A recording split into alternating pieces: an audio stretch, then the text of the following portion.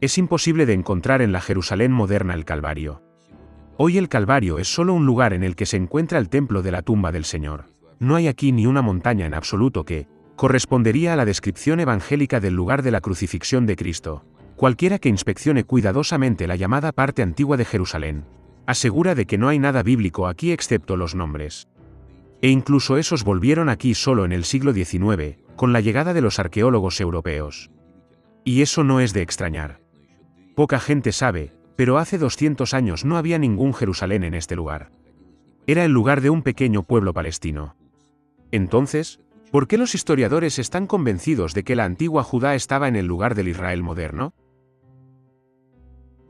La principal fuente de los historiadores en el estudio de la antigüedad bíblica es la ciencia que se llama arqueología bíblica.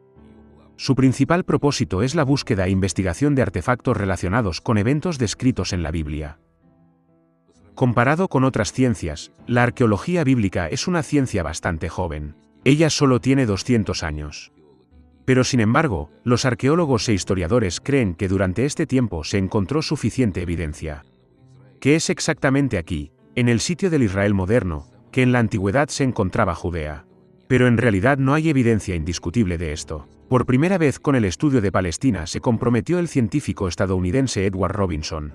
Hizo 2 viajes a este país en 1838 y 1852. Se considera que ya en la primera llegada, Robinson inspeccionó las murallas de la antigua ciudad, pero eso suena como mínimo un poco raro. Por el siglo XIX, la investigación topográfica de Jerusalén se estaba escribiendo y los enlaces a estos libros son comprobados, son hechos conocidos. La dirección de los muros de Jerusalén no estaba bien definida. Donde estaban las paredes de Jerusalén en el siglo XIX no estaba claro. Esto fue hecho por el arqueólogo Chick en particular. Chick, que fue uno de los primeros que trató de encontrar en el lugar los títulos y nombres bíblicos, las ruinas bíblicas, templos, lugares sagrados. Fallaron y durante mucho tiempo hubo un trabajo constante de implantación artificial, en papel, de nombres bíblicos en el territorio de Jerusalén. Y otro famoso arqueólogo inglés, John Wright, que durante muchos años se dedicó a excavaciones en Palestina, admitió que la mayoría de los hallazgos hechos aquí no prueban absolutamente nada. Hoy, 200 años después, nada cambió. Los arqueólogos no han encontrado evidencias irrefutables, pero sí, aparecieron muchos pseudo-hallazgos. O simplemente, mejor dicho, falsificaciones. Por ejemplo, las llamadas tablas del rey Salomón, supuestamente encontradas milagrosamente en un montón de basura por la montaña del templo. O el osario, caja de piedra, donde supuestamente fueron enterrados los restos del hermano de Jesucristo, Jacob. Este falso osario estaba en exhibición en Canadá en el Museo Real de la ciudad de Ontario. 100.000 personas lo vieron, muchos de los cuales reverenciaron este hallazgo como un santuario y solo unos años después resultó que se trataba de una falsificación. Ahora en el Alto Tribunal de Jerusalén, se está escuchando el caso de algunos hallazgos que posiblemente hayan sido falsificados. Estos incluyen el osario del apóstol Jacob. Durante 5 horas testifiqué en este caso en la corte. Este osario no me inspira confianza. Supongo que parte de la inscripción se aplicó después de algún tiempo. Tengo mis propios criterios de calificación de cada hallazgo y situación. En este caso, se puede observar una enorme falta de armonía. Así que supongo que la inscripción no es auténtica. ¿Y cuántos más artefactos bíblicos falsos de este tipo hay almacenados en museos también? ¿Y en colecciones privadas? Creo que muchos hallazgos que han estado bajo sospecha realmente son falsificaciones. Escribí un artículo sobre un grupo de estafadores que a finales de los 60 y a principios de los 90 estaban en Jerusalén dedicados a forjar sellos falsos. También tengo un granate que se exhibe en este museo. El granate en sí es un hallazgo original, pero la inscripción en él es falsa. Probablemente parte de los hallazgos arqueológicos hechos en el Israel moderno realmente son antiguos. Pero si no prueban nada, como dijo el arqueólogo inglés Wright, Puede que debamos buscar rastros de la antigua Jerusalén en otra parte.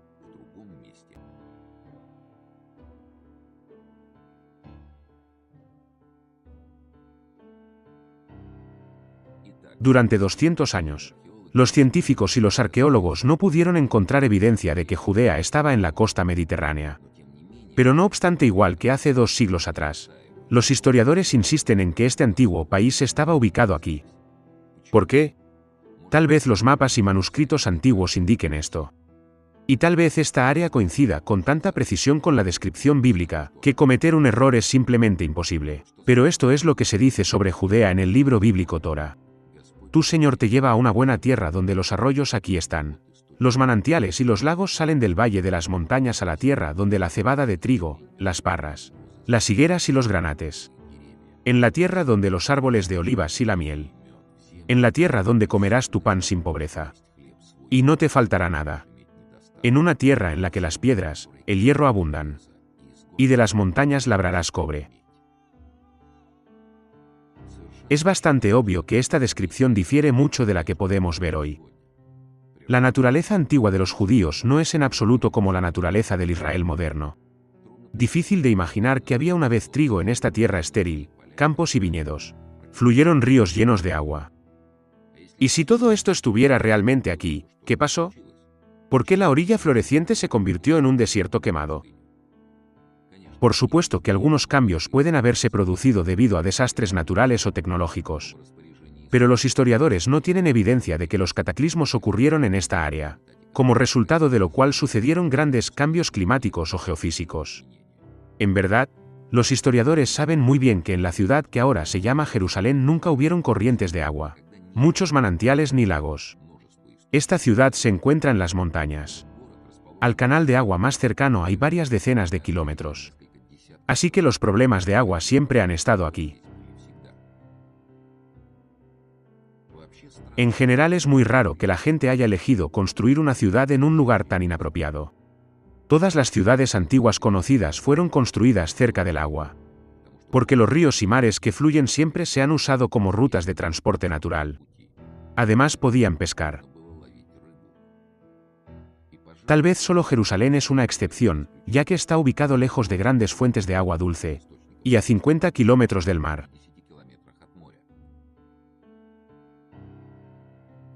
Aunque en muchas pinturas medievales, Jerusalén se encuentra junto a un río ancho y colinas altas y estrechas son claramente visibles, árboles con sus copas cubiertas de verde, altos árboles ramificados. Y tal representación de Jerusalén es típica de la Edad Media. En ese momento los artistas por alguna razón no retrataron a Cristo crucificado en el desierto. Probablemente ellos simplemente sabían cómo se ve la verdadera Jerusalén. Pero hay otros detalles curiosos en estas pinturas. Por ejemplo, el público representado cerca de la cruz lleva abrigos de piel cálidos y sombreros de piel. ¿Esta ropa coincide con el clima desértico? Los historiadores dicen que esto es solo una fantasía de los artistas medievales. Que supuestamente en aquel momento se estilaba retratar los eventos del Evangelio de esa manera exacta. Aunque el hecho de que hace bastante frío en Jerusalén, se menciona también en la Biblia. Aquí hay una cita de la Biblia Ostrov, primer libro de Esdras. Y reunida toda la gente de Judá y Benjamín en Jerusalén 3 días. Siendo este el mes 9 del día 20 del mes, y estando toda la gente frente a la casa de Dios, en reflexión por el pecado y el invierno. Sin embargo, mucha gente está allí y el tiempo está nevado. Y párate poderosamente afuera. Citamos exactamente la Biblia de Ostrog porque las páginas en ediciones posteriores de la Biblia con palabras sobre el invierno helado y las nieves desaparecieron sin dejar rastro. Pero tal vez hay otras fuentes escritas que dan indicaciones precisas del paradero de Judea. Los autores de la nueva cronología Anatoly Fomenko y Gleb Nosovsky, habiendo estudiado una gran cantidad de mapas geográficos medievales, y uno de los más importantes documentos de la historia de la humanidad, la Biblia, descubrieron que bajo el nombre de Jerusalén en el Nuevo Testamento se describe otra Jerusalén, que no es la moderna en Israel, una ciudad completamente diferente. Estamos hablando de Yoros, ubicada en la orilla asiática del estrecho de Bósforo. Está a unos 30 kilómetros de la antigua parte central de la moderna Estambul. Fomenko y Nasovsky descubrieron que al lado de esta antigua ciudad Yoros se encuentra el famoso Calvario evangélico, la montaña en la que Jesucristo fue crucificado. Hoy esta montaña en Turquía se llama montaña Yusa o montaña Beykoz.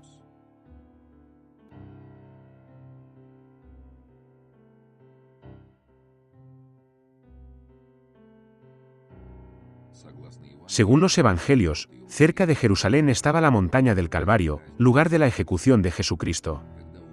Cuando en los siglos XVIII y XIX, los historiadores decidieron que la antigua Jerusalén estuvo en el sitio de la aldea palestina de El-Quds, naturalmente comenzaron a buscar aquí y el monte Calvario.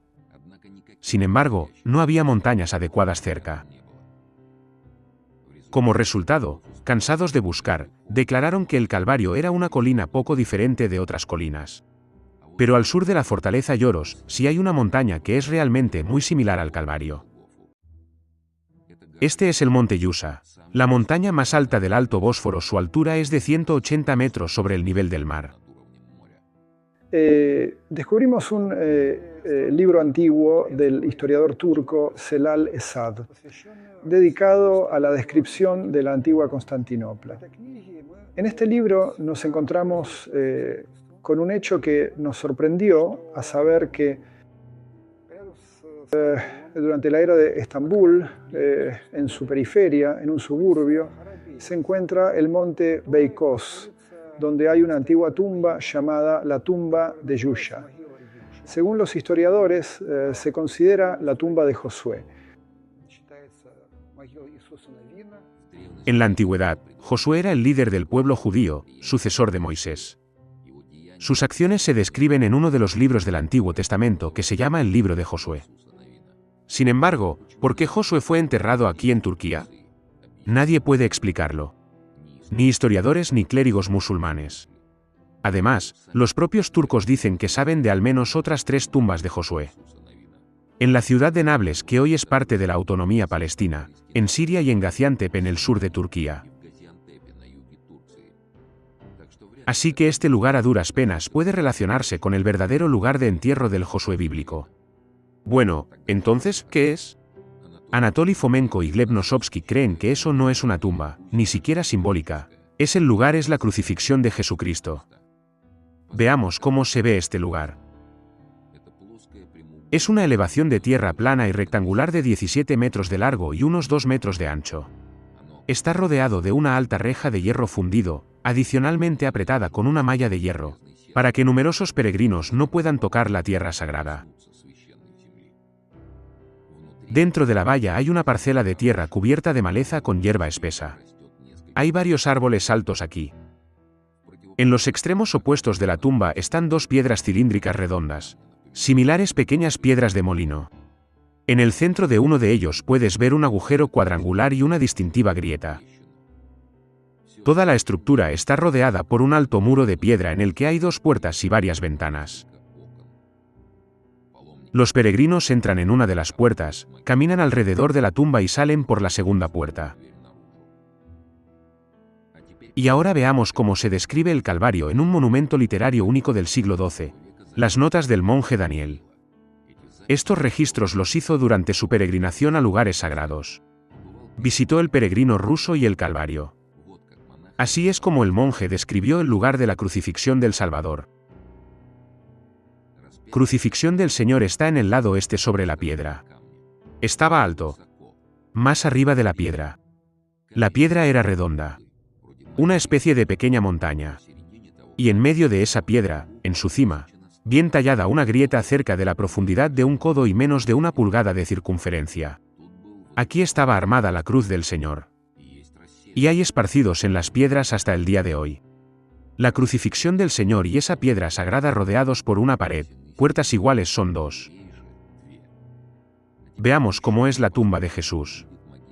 Aquí hay una piedra redonda alta con un agujero en la parte superior, realmente parece una pequeña montaña. Aquí hay un poste o una lanza. Y esta es la segunda piedra, en el que la grieta es claramente visible. La pared alrededor del santuario y 2 puertas. La coincidencia es simplemente perfecta.